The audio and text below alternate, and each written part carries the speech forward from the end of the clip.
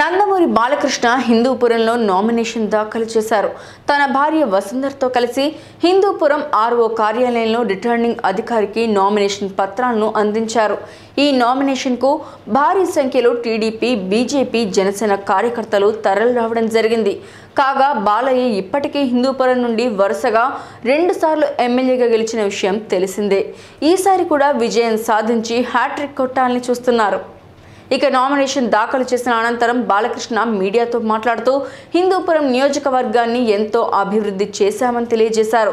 పట్టణంలో తాగునీటి సమస్యను తీర్చడంతో పాటు గ్రామాల్లో సీసీ రోడ్లు, కల్వర్టులను నిర్మించినట్లు పేర్కొన్నారు. అన్న క్యాంటీన్లను వైసీపీ ప్రభుత్వం తొలగించినా హిందూపురంలో రోజుకి 400 మందికి భోజనాలు ఏర్పాటు చేశామని గుర్తు చేశారు. తన కుటుంబం అంటే ఇక్కడి వారికి ఎంతో ఇష్టమని చెప్పిన ఆయన ఆ అభిమానంతోనే తనను 2 సార్లు ఎమ్మెల్యేగా గెలిపించారు. ఈసారి కూడా భారీ మెజారిటీతో తనని గెలిపించాలని బాలకృష్ణ హిందూపురం ఓటర్లను అభ్యర్థించారు.